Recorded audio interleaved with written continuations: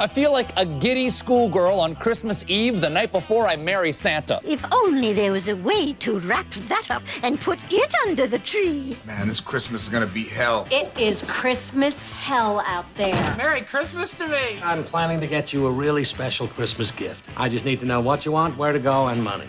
Now, baby doll, sweetie pie, sugar plum, honey bun, angel face, you know you better be good. And act like a true fine lover should. Be careful what you say and do, 'cause Santa Claus is watching you. He's everywhere, he's everywhere. Hi, everybody, and welcome to NSS. This is the Reynolds Report. Zsa Zsa Gabor, a Hungarian beauty who was the Kim Kardashian of her time, has passed away. She was 99. Zsa Zsa and her younger sister Eva were socialites in Beverly Hills for decades. Zsa Zsa had nearly 80 TV and film acting credits, but most often she just played herself. She was married to Conrad Hilton, Paris Hilton's grandfather, from 1942 through 1947. The Gabor sisters were often the butt of jokes, with people saying they were famous for nothing. Sound familiar? Rest in peace, Zsa Zsa Gabor. An update on a story we had yesterday. Donald Trump was reportedly considering Sylvester Stallone for chairman of the National Endowment for the Arts, a federal agency tasked with funding artistic endeavors that was founded by Congress in 1965. Well, it looks like he's out for that job. I am sincerely flattered to have been suggested to be involved with the National Endowment of the Arts, Stallone said in a statement. However, I believe I could be more effective by bringing national attention to returning military personnel in an effort to find gainful employment, suitable housing, and financial assistance these heroes respectfully deserve. The statement leaves room for the suggestion that Stallone might be willing to work with Trump's administration if there were a suitable position for the 70-year-old actor. Everybody hates stringing up Christmas lights, right? And it's dangerous too. Well, now there's a better way. So you're trying your best to Griswold up your house for Christmas. 250 strands of lights, 100 individual bulbs per strand for a grand total of 25,000 imported Italian twinkle lights. But hanging lights can be dangerous and time-consuming. What you need is the new Christmas Cannon. The Christmas Cannon is an actual U.S. Navy surplus 406mm 50 caliber Mark 7 bundle of firepower. Simply load the specially designed Christmas light bundle into the muzzle, add the gunpowder, aim it at the house, and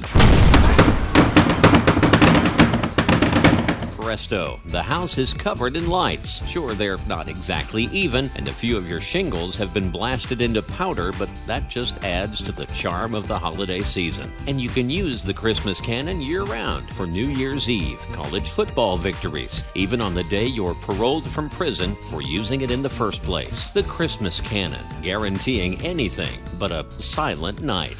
Rogue One, a Star Wars story, reportedly has an anti-Trump message. It's the first time a Star Wars movie has ventured into politics since Princess Leia choked Chris Christie with a chain in Return of the Jedi. Cuba owes the Czech Republic a debt of $276 million. It's offering to pay it off in rum and prescription drugs. Ironically, that's the same way I paid off a Super Bowl bet. The UK had its worst prison riot in decades, but it was still a British prison riot, so they just needed to replace a few broken teacups. A man with a gun tried to rob a sex shop in San Bernardino, California, but once employees began throwing sex toys at him, he fled the store empty-handed. Authorities say that evidently he was suffering from premature evacuation.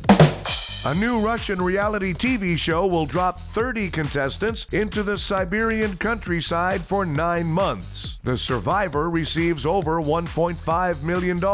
Oh, and any and all despicable behavior towards your opponents is allowed, including physical harm. Sounds to me like any season of The Real Housewives. Rio fake robbery swimmer Ryan Lochte said his wife is pregnant. What Ryan actually said is, "After boom boom time, pretty lady make baby." Time for Nobody Gives a Next month, McDonald's will begin its delivery service in Florida, because you never know exactly how long you're going to be stuck in that line for Space Mountain. Hey, Space Mountain, nobody gives a Khloe Kardashian says you should set realistic fitness goals. For instance, don't hire that $10,000 a week personal trainer when the $8,000 a week guy is almost as good. Hey, Khloe, nobody gives a f***. And the Seattle Seahawks unveiled their fluorescent lime green uniforms on the weekend. Nike calls it action green, but my guess is either Chernobyl, guacamole, or tartar sauce. Hey, Seahawks, nobody gives a f***. Thanks, everybody. We have a new episode of the Reynolds Report for you every weekday. Be sure to check out NSS Live, starring Frank D'Angelo and his celebrity panel of guests, including the legendary Phil Esposito. Tuesdays and Thursdays, NSS Live.